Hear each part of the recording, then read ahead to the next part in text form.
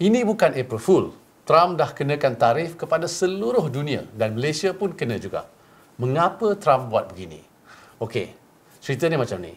Bayangkan Amerika Syarikat ini macam kedai besar. Sekarang ni orang Amerika suka sangat beli barang dari kedai lain sebab harganya lebih murah berbanding barang yang made in USA.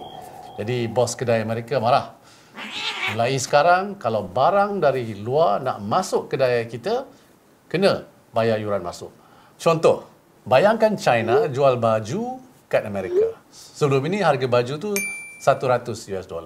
Lepas Amerika kenakan tarif 54% kepada China, harga baju tu jadi $154.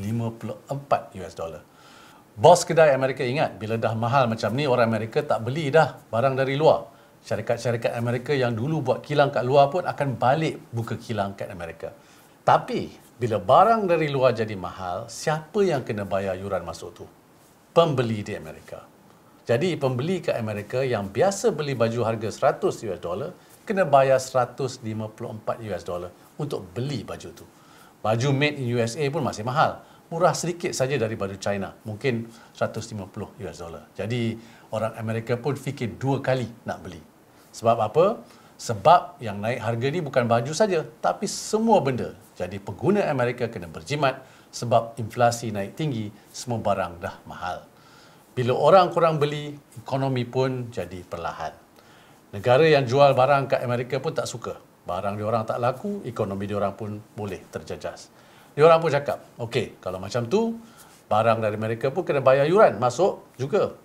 Contohnya, EU jual kereta ke Amerika, lepas tu Amerika kenakan tarif. Sekarang EU pun kenakan tarif kat kacang soya dari Amerika. Kalau semua negara kenakan yuran masuk kat barang masing-masing, semua barang jadi mahal. Ekonomi dunia boleh jadi lembab sebab permintaan turun. Semua orang akan susah. Malaysia pun kena tempiasnya. Kita banyak ekspor ke Amerika. Lebih kurang 16% dari keseluruhan ekspor kita.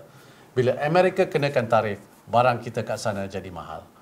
Buat masa ini, impak kepada kita nampaknya tak berapa teruk berbanding ramai jiran kita. Kita kena tarif 24%. Vietnam kena tarif 46%, Thailand 37%, Indonesia 32%. Jadi, walaupun kita terjejas, masih ada negara lain yang lebih terjejas.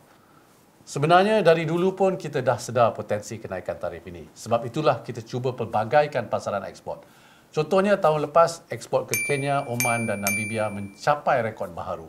Antara pasaran lain yang mencatat peningkatan besar ialah Angola melonjak 59.3%, Ethiopia melonjak 56.4%, Mesir naik 53.6% dan juga Algeria naik 27.9%. Kita juga giat mengadakan perjanjian perdagangan bebas dengan pelbagai negara.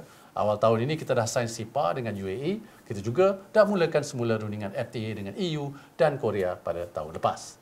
Satu lagi pasaran ekspor dengan potensi besar ialah ASEAN. Perdagangan antara negara ASEAN masih rendah, di bawah 25%. Sebagai pengerusi ASEAN 2025, antara fokus Malaysia ialah meningkatkan perdagangan antara negara ASEAN. Sumber kekuatan kita sebenarnya ialah ekonomi tempatan. Orang Malaysia masih kuat berbelanja, lebih 60% daripada ekonomi kita dipacu oleh perbelanjaan dalam negara.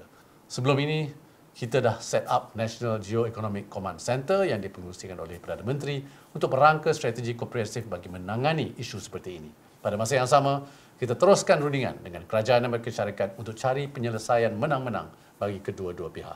Yakinlah, kerajaan akan sentiasa berusaha untuk memastikan kepentingan ekonomi Malaysia dan rakyat dilindungi sebaik mungkin.